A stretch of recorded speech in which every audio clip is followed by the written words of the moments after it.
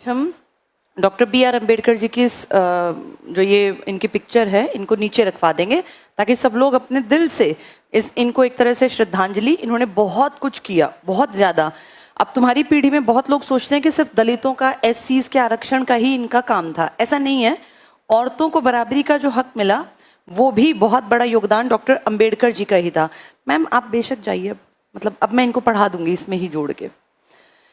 तो ये जो आज हम बात करते हैं ना बेटा, गवर्नमेंट जॉब औरतों के लिए बहुत बढ़िया है, क्योंकि मैटरनिटी लीव की मैं बहुत बार एग्जाम्पल देती हूँ कि 6 महीने विद सैलरी आप घर बैठ सकते हैं किसी बच्चे के जन्म के बाद। तो तुम्हें जान के खुशी मिलेगी कि ये मैटरनिटी लीव का कॉन्सेप्ट भी डॉक्टर बी.आर. अम्बेडकर जी ने ही 1938 से इसके लिए आवाज उठानी शुरू की।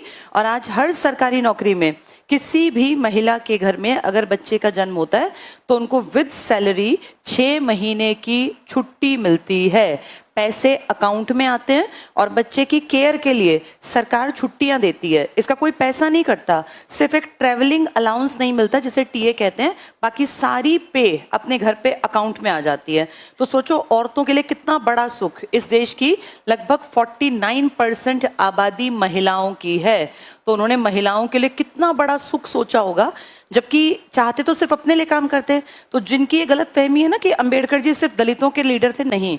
सोचो आधी लगभग आबादी की मैटरनिटी लीव की कोशिश 1940s में कर रहे थे। इसके अलावा जब हम लोगों को वोटिंग राइट मिला था ना, जिसे हम कहते हैं अडल्ट फ्रेंचाइज, इसका मतलब है मताधिकार, समान मत का अधिकार। तुम सबको पता है कि पुराने टाइम में वोट डालने की पावर सिर्फ आदमियों की थी, और वो भी किसकी? जिसके पास प्रॉपर्टी थी। हमारी बात नहीं कर रही, पूरे वर्ल्ड की बड़ी कंट्रीज, ताकतवर कंट्रीज की बात कर रही हूँ। यूरोप में ये वो इंसान थे जिन्होंने कहा कि मत देने का अधिकार हर एक को बराबरी से मिले, औरतों को भी वोटिंग राइट मिले, आदमियों को भी, एससी एसटी किसी जेंडर का, किसी भी प्रदेश का, प्रांत का, कहीं पैदा हुआ, हर एक को मताधिकार बराबरी पर मिले।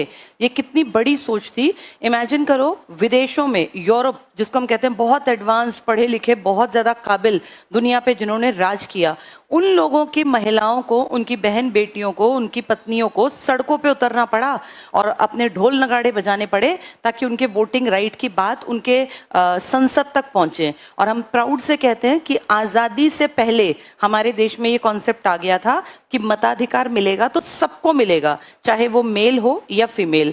एक बहुत ताकतवर इलाका तुम सबने नाम सुना हुआ है, स्विट्जरलैंड में 1971 में हमारे कितने बाद वोटिंग राइट दिया है अपने यहाँ की महिलाओं को। तो इमेजिन करो हम कितने ब्लेस्ड हैं। इस देश में एक आदमी की सोच थी कि औरत आदमी बराबर हो। औरतों को आज हमें लगता है संपत्ति में अधिकार अब मिल गया, अब नहीं मिला। औरतों को संपत्ति में अधिकार मिलने की बात बहुत पहले डॉक्टर बी.आर. अम्बेडकर ने ही उठा दी थी कि औरतों को भी अपने पिता की संपत्ति में, बेटियों को भी बराबर का हक मिले। सोचो आज हमें लगता है कि सुप्रीम कोर्ट ने बीच में 2002 के बाद इस पे ज्यादा काम किया, लेकिन एक होता है ना कि विचार डालना, विचार आगे जाके फलीभूत बड़े बनते हैं, लेकिन उस विचार का जो बीज था वो डाला था उस टाइम पर डॉक्टर बी.आर. अम्बेडकर ने। कितना बड़ा योगदान है, कोई कैसे इस चीज को भूल सकता है कि औरतें आज बराबरी की हकदार हैं। इसके अलावा उन्होंने उस टाइम पे कहा था कि अगर किसी की शादी बहुत ज्यादा खराब हो तो औरतों को भी अपने पति से तलाक लेने का हक हो। ये हिंदू कोड बिल एक आया था जो उन्होंने पेश किया था, लेकिन उस टाइम के बड़े से बड़े लीडर्स ने कहा कि ये हमारे धर्म की औरतों के साथ जानबूझ के ऐसा एक वो बना रहे हैं स्ट्रेटेजी ताकि हमारे धर्म की औरतों पे गलत प्रभाव पड़े। उस टाइम लोग इनकी बात को नहीं समझे और इन्होंने अपने पद से त्यागपत्र दे दिया कि मेरी बात को तुम आज समझ नहीं पा रहे, शायद मैं समझा नहीं पा रहा, तो मैं इस पद पे रहने लायक भी नहीं हूँ। आज हमें कितना नॉर्मल लगता है कि किसी भी औरत की अगर शादी बहुत खराब है, बहुत ज्यादा उसको एक्सप्लॉइट करते हैं, मारपीट करते हैं, दहेज के लिए प्रताड़ित करते हैं, तो वो जैसे एक आदमी तलाक लेने का हकदार था, ऐसे ही एक औरत भी तलाक लेने की हकदार है। उसको संपत्ति में बराबर का हक मिलेगा, उसे मैटरनिटी लीव मिलेगी। ये सब चीजें जो आज तुम्हें बहुत आसान दिख रही है ना, इनके लिए बहुत बड़ी लड़ाई लड़ी डॉक्टर बी.आर. अम्बेडकर ने, और दलितों के लिए तो लड़ी ही लड़ी है। ये तो मैं औरतों की बात कर रही हूँ। दलितों की लड़ाई को तो हम भूल ही नहीं सकते, उन्होंने कितना ज्यादा काम किया। तो ऐसे इंसान को आने वाली पीढ़ियां जानती रहें, ऐसा ना हो ये कहीं परतों में दब जाएं। लेकिन देखो, इन्होंने इतना सब कुछ करने के बाद 1956 में, जिस साल इनकी डेथ हुई थी 6 दिसंबर को, उससे कुछ दिन पहले इन्होंने अपना धर्म परिवर्तन कर लिया और हिंदू धर्म को छोड़ के ये चले गए थे बौद्ध धर्म में। और इनकी पावर का अंदाजा इस बात से लगाओ कि इनके धर्म परिवर्तन के ही अगले दिन लाखों लोगों ने अपना धर्म बदला, जो सब इनसे इम्प्रेस थे। उन सब ने हिंदू धर्म छोड़ दिया और बौद्ध धर्म की तरफ वो कन्वर्ट हो गए। यानी इस अकेले व्यक्ति में इतनी पावर थी कि ये राजनीति तो क्या, हर चीज को प्रभावित कर सकते थे। इनकी डेथ के टाइम पर, जैसे इनका जो अंतिम संस्कार किया गया था ना, वो बौद्ध धर्म विधि के अनुसार किया गया था, जबकि आजीवन ये रहे थे हिंदू धर्म से जुड़े हुए। दलितों के लिए काम करने वाले, हिंदुओं के लिए काम, इसके महिलाओं के लिए काम करने वाले और हिंदू कोड बिल लाने वाले इकलौते एक चेहरे के रूप में आज तक इनकी पहचान है। और जैसे तुम सुन रहे हो, ऐसे अगली पीढ़ियों तक ये बातें पहुंचाना बेटा, वरना ये कहीं दब जाएंगी, दफन हो जाएंगी। हर साल जब भी इनका जन्मदिन आए, मैं सिर्फ इनकी बात नहीं कर रही, देखो हमने 23 मार्च को भगत सिंह, राजगुरु सुखदेव की बातें की, नेहरू की, गांधी की, अंबेडकर जी की या सुभाष चंद्र बोस की, हर एक की याद में जब जब कोई दिन आता है तो उन चीजों को वापस याद करना चाहिए, तभी ये ज्ञान अगली पीढ़ी तक पहुंचेगा। किताबें जितना बताती हैं ठीक है, लेकिन किताबों से अलग भी तो बहुत सारी चीजें हैं ना जो लाइफ में उतारनी होती हैं। तो औरतों की बराबरी के लिए सबसे पहला जो बड़ा कदम उठाया वो डॉक्टर BR अम्बेडकर ने था। पढ़ाई करने के लिए सावित्रीबाई फूले जी बहुत बड़ा नाम अपना एक स्थान रखती हैं। हम सब जानते हैं सावित्रीबाई फूले जी इस देश की पहली महिला शिक्षिका थी। वो एक लेडी होने के नाते उन्होंने बहुत काम किया। लेकिन अगर कहें कि किसी देश, इस देश के कानून व्यवस्था में औरतों को बराबरी दिलाने का हक, तो वो सावित्रीबाई फूले जी ने नहीं दिलाया था। उन्होंने पढ़ाई पे काम किया, वो बराबरी की बात की थी डॉक्टर BR अम्बेडकर जी ने। तो बहुत महान शख्सियत के मालिक थे। उस जमाने में सोचो, लंदन पढ़े उस टाइम पर, अमेरिका पढ़े, अमेरिका लंदन पढ़ना आज भी सपना है। और बहुत सारे अमीर बच्चे आज भी काबिलियत की कमी के चलते, पैसे होने के बावजूद वहां एडमिशंस नहीं ले पाते। एक बड़ी बात क्या है, आर्ट्स तो पढ़ी इन्होंने साइंस भी पढ़ी। ये साइंस और आर्ट्स के, ह्यूमैनिटीज के मिक्सचर वाले सब्जेक्ट पढ़ते थे, बहुत सारी डिग्रियां की। इनका दिमाग, इनका सोचने का तरीका एक होता ना कि जिसका कंपैरिजन ना हो पाए, उस लेवल का था। बहुत ज्यादा रिस्पेक्ट थी, बहुत रिगार्ड था, लेकिन टाइम लगा लोगों को समझने में कि इस आदमी की काबिलियत क्या है। इनफैक्ट जब देश में संविधान सभा बन रही थी तो इसके इलेक्शन हुए थे, और इस संविधान सभा के इलेक्शन में उठना पड़ता था। जैसे आज तो आम चुनाव होते हैं, तब आम नहीं, लेकिन चुनाव थे। संविधान सभा में सीट थी, उन सीट्स में से एक बड़ी सीट हुआ करती थी बम्बई। और हम सबको पता है कि बम्बई से खासा रिलेशन रहा है डॉक्टर BR अम्बेडकर जी का। ये महाराष्ट्र के ही तो हैं, इनकी जो जड़ें हैं ना वो महाराष्ट्र की हैं। पैदा हुए थे महू में, मध्य प्रदेश में, कारण इनके पिताजी ट्रांसफरेबल जॉब में थे। इनके पिताजी उस जमाने में अंग्रेजों की आर्मी में सूबेदार के पद पर थे। हम सब जानते हैं कि इनके ट्रांसफर होते हैं, जो ये सेना में होते हैं। उस टाइम पे वो कैंटोनमेंट एरिया में मध्य प्रदेश में थे। वहां के बाद अगर देखें जड़ें कहाँ की, क्योंकि फौजी बेटा किसी गांव का भी तो होता ही है, किसी इलाके का, वो इनका था बंबई के आसपास का इलाका। मतलब उस टाइम बंबई को समझ लो आज का गुजरात, महाराष्ट्र। यहाँ की सीट से संविधान सभा का इलेक्शन लड़ा तो पूरे देश के ताकतवर, बड़े नामी गिरामी लीडर्स, जिनको आप स्वर्णिम अक्षरों में अंकित करके बैठे हैं हम इतिहास की किताबों में, उन सब ने एक गुट बनाया और कहा कि किसी कंडीशन पर संविधान सभा की बंबई की सीट से अंबेडकर को नहीं जीतने देना। और सबने पुरजोर कोशिश की कि ये हार जाएं, और जो उनकी मनचाही थी वही हुआ। बंबई की सीट से डॉक्टर BR अम्बेडकर हार गए। लेकिन इन्होंने अपना मन छोटा नहीं किया। इनको था कि किसी भी कंडीशन पे मुझे जीतना है, ये नहीं तो कोई और सीट।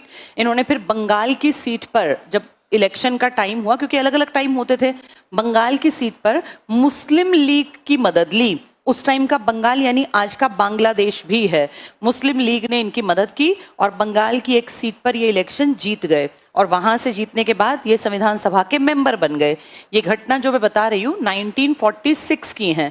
अगले साल देश आजाद हुआ और भारत के 3 हिस्से बट गए, एक भारत, एक पाकिस्तान, एक पूर्वी पाकिस्तान। और जिस सीट से ये जीते थे ना, वो चली गई पूर्वी पाकिस्तान में। तो एक बड़ी टेंशन हुई कि अब क्या करें। लेकिन सोचो, इन्होंने महज कुछ महीनों में अपनी इमेज ऐसी बना ली थी उस बंबई की बेल्ट के लोगों के दिमाग में, बिहार तक की बेल्ट में, कि इस आदमी के बिना संविधान लिखा नहीं जाएगा। ये ब्रिलियंट दिमाग का आदमी है, बहुत तेज दिमाग, और इन्हें सब कुछ पता है, अच्छाई बुराई दोनों को एनालाइज करने की पावर रखते हैं। लॉ ये पढ़े हुए हैं, साइंस स्ट्रीम इन्होंने पढ़ी, ह्यूमैनिटीज आर्ट्स इन्होंने पढ़ा, तो इनकी बराबरी का हमारे पास दूसरा कोई आदमी नहीं था।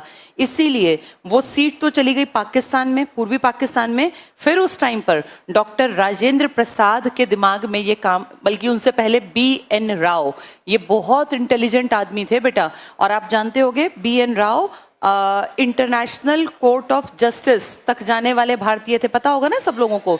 हाँ, बेनेगल नरसिंह राव इनका पूरा नाम था। BN राव जी ने कहा भारत में, ये बेटा हमारे संविधान को लिखते टाइम संवैधानिक सलाहकार थे, ये एडवाइजरी बोर्ड के मुखिया थे। तो इन्होंने, हमारे अध्यक्ष थे डॉक्टर राजेंद्र प्रसाद, उन्हें कहा कि तुम संविधान लिखोगे कैसे, अंबेडकर के बिना तुम्हारा काम नहीं चलना। इनके ऊपर दबाव बनाया कि कुछ भी करके, हमें नहीं पता, लेकिन अंबेडकर को तुम्हारे इसमें शामिल होना चाहिए, तब तुम्हारा संविधान पूरा लिखा जाएगा, वरना तुम बीच में ही अटके रहोगे। और ये आज़ादी के बाद बहुत प्रॉब्लम्स आने वाली हैं। राजेंद्र प्रसाद जी के दिमाग में ये बात बैठ गई कि अगर BN राव कह रहे हैं तो हमें अंबेडकर जी को ले लेना चाहिए, क्योंकि ये बहुत काबिल आदमी है। इन्होंने उस टाइम पर बाल गंगाधर खेर नाम के एक आदमी थे, जो बंबई की पूरी बेल्ट के हेड थे। एक तरह से जैसे आज CM बनते हैं ना, उस टाइम उस पोस्ट का नाम PM था, प्रधानमंत्री। देश का नहीं था ये, बंबई का। ये CM की पोस्ट बेटा बाद में जनरेट की गई है। तो बंबई के PM हुआ करते थे बाल गंगाधर खेर।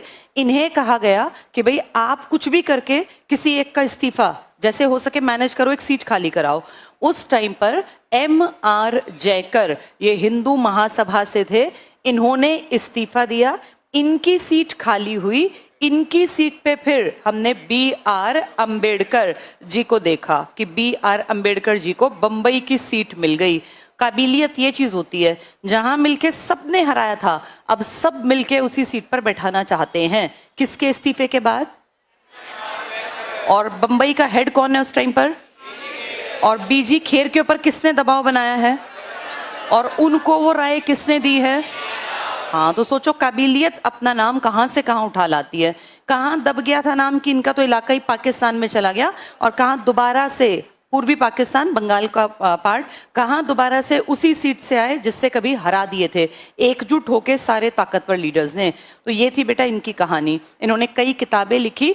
कई लोगों के दिमाग में आएगा कि अगर इतने ही गरीब थे तो लंदन कैसे गए, अमेरिका कैसे गए? तो उस टाइम पे ना बड़े बड़े जो राजा थे, देसी राजा हमारे, ये बेटा अपने एरिया में काम करने के लिए पढ़े लिखे लड़कों को ढूंढते थे। उस टाइम लड़कियां ज्यादा नहीं पढ़ती थी, तो ज्यादा पढ़ने वालों की कमी थी सोसाइटी में। तो ये कहते थे अगर कोई काबिल होगा ना, हम खर्चा देंगे, जाके तुम पढ़ लेना। तो उस टाइम पे एक थे बड़ौदा की बेल्ट के, बड़ौदा के गायकवाड़, एक फैमिली थी, प्रिंसली स्टेट जिसे तुम कहते हो, देसी रियासत, यहाँ के राजा। इन्होंने कहा भाई मैं रुपए दे दूंगा, लेकिन मेरे लिए काम करना पड़ेगा पढ़ के आने के बाद। तो BR अंबेडकर जी को स्कॉलरशिप मिली थी बड़ौदा के राजा की तरफ से, और उस टाइम की स्कॉलरशिप बताते हैं 25 रुपए प्रति माह थी, एक महीने के 25 रुपए। तुम्हें लगेगा ये क्या थे, ये बहुत बड़े थे बेटा उस टाइम पर। 25 रुपए की, आज के हिसाब से नहीं, उस टाइम के हिसाब से स्कॉलरशिप मिली, और ये चले गए पढ़ने। फिर वहां पढ़े, लेकिन बाद में कहते हैं मुद्रा का अवमूल्यन हुआ और उनको 25 रुपए में दिक्कत आने लगी। फिर भी पढ़ाई के शौकीन थे, तब तक वहां भी अपनी एक इमेज बना ली, और फिर जब वापस लौटे तो गायकवाड़ के लिए काम किया। लेकिन काम करते करते इतना इंसल्टेड फील हुआ, क्योंकि जब काम करने इनके दफ्तर में जाते तो वहां जो ब्राह्मण समुदाय के लोग थे उनका व्यवहार बहुत ही गलत था। जैसे पियन जो होता है ना, वो कोई ब्राह्मण था मान लो, तो उसे लगता है कि ये SC लड़का अफसर बन के बैठा, मुझसे पानी मांग रहा है, मुझसे फाइल मांग रहा है। तो इनकी किताब में, आत्मकथा में लिखा है कि इतना खराब अनुभव था, फाइल का गट्ठा लाके मेरे मुंह पे फेंक गए। और जब ये उतरे ट्रेन से कि भाई बड़ौदा में मुझे जाके अपना काम संभालना है, तो जिस पोस्ट के लिए ये चुने गए थे उस पोस्ट पे अधिकारी बैठते थे। और जब कोई ट्रेन, उस जमाने में ट्रेन थी, ट्रेन से आके उतरता तो उनका फूल माला से स्वागत करते, बहुत सारे लोग उनको लेने जाते। लेकिन जब ये उतरे ट्रेन से तो वहां कोई नहीं था, कोई फूल माला छोड़ो, कोई पूछने भी नहीं आया। फिर जाके जब ये पहुंचे वहां पे तो एक खराब सा कमरा पकड़ा दिया जिसमें पता नहीं कितने साल से ना पेंट ना सफेदी और टूटा फूटा सामान था। जाके खुद उस कमरे की सफाई की। अगले दिन दफ्तर गए तो वहां ये व्यवहार था कि फाइलें मुंह की तरफ फेंक गया। तो इनके मन में आया कि शायद मैं काम नहीं कर पाऊंगा, और ये काम कर नहीं पाए। फिर वहां से ये कई जगह और भी गए। फाइनली समझ में आ गया कि पूरे समाज की सोच विचारधारा बदलनी पड़ेगी, और इसको बदलने के लिए सबसे बड़ा हथियार क्या हो सकती है? शिक्षा। तब बेटा फिर इन्होंने एजुकेशन के फील्ड में बड़े काम किए और अपनी कम्युनिटी के लोगों को कहा कि अगर मैं इतना झेल रहा हूं, जिसको ज्ञान है, समझ है, तर्क शक्ति है, तो तुम लोगों के बच्चों को कितना झेलना पड़ेगा। इसीलिए कम से कम अपने बच्चों को पढ़ा दो ताकि वो बराबरी की बात सोच पाए, समझ डेवलप कर पाए। वहां से बेटा ये शिक्षा का कॉन्सेप्ट निकला इनके दिमाग में कि सबको पढ़ाना चाहिए। और फिर इनकी एक बहुत बड़ी एक सेइंग फेमस हुई कि किसी देश के विकास का, प्रगति का अंदाजा मैं इस बात से लगाता हूँ, ये डॉक्टर अंबेडकर कह रहे हैं कि मैं इस बात से लगाता हूँ कि वहां की महिलाओं की स्थिति कैसी है। और रियलिटी ये है, हम इतिहास को जब पढ़ते हैं तो हम देखते हैं कि वो देश जो एडवांस थे वहां औरतों को, वुमेन को हमेशा बराबरी पर रखा गया। जहां जितना पिछड़ापन था वहां औरतों की स्थिति उतनी दोयम दर्जे की थी, निचले स्तर पर थी। तुम तालिबान के मूवीज में देखते होगे ना कि औरतों की स्थिति क्या है। वहीं देखो अमेरिका साइड में औरतें बराबरी पर हैं, यूरोप की मैक्सिमम कंट्रीज में औरतें बराबरी पर हैं। यानी ये बात पैरामीटर है। और अपने आप को कमजोर मत समझो, क्योंकि तुम्हें मैंने हिस्ट्री में बहुत बार बताया कि एक काल था जिसे हम कहते हैं वैदिक काल। तुम्हें याद है इसमें औरत आदमी बराबर थे और यज्ञ में महिलाएं आदमी की बराबरी पर बैठती थी। वो तो हमने पढ़ा है हिस्ट्री में, लोहे के बाद चीजें बदली थी, क्योंकि तब फिर प्रॉपर्टी बढ़ाने का एक टारगेट बना लिया। वहां जाके समाज में कुछ गड़बड़ियां चली जिसके चलते दो कम्युनिटीज का नुकसान हुआ था, शूद्रों का और महिलाओं का। तो देखो उन दोनों के नुकसान को जो हम उत्तर वैदिक काल में पढ़ते हैं, एक आदमी ने दोनों के लिए काम किया, डॉक्टर BR अम्बेडकर। शूद्रों को ही आगे जाके फिर अलग अलग जातियों में, जिसको हम कहने लगे SC, इनके लिए काम किया, डिप्रेस्ड क्लास और फिर विमेन के लिए, इन दोनों के लिए काम किया। तो इस महान आदमी का जन्मदिन है, इन चीजों को भूलना नहीं है, हमेशा अपनी अगली पीढ़ियों को बताते चलना है। आजादी के बाद बहुत लंबी यात्रा हम तय कराए, पर अभी भी बराबरी के लिए जद्दोजहद है, अभी भी बराबरी के लिए संघर्ष है। कोशिश करेंगे उसमें जितना हो सके कि बराबरी में योगदान दे सकें। अपने अपने पार्ट पर काम करेंगे, अपने अपने घरों में काम करेंगे। कुछ सालों बाद जो बच्चे पैदा होंगे उन्हें बराबरी का माहौल मिल जाएगा, क्योंकि जब तुम 40-50 साल के होगे, जब नई पीढ़ियां आ रही होंगी, तब तक ये चीजें बहुत नॉर्मलाइज हो जाएंगी कि बेटा बेटी होने पर बराबर की खुशी मनाएंगे। चलो।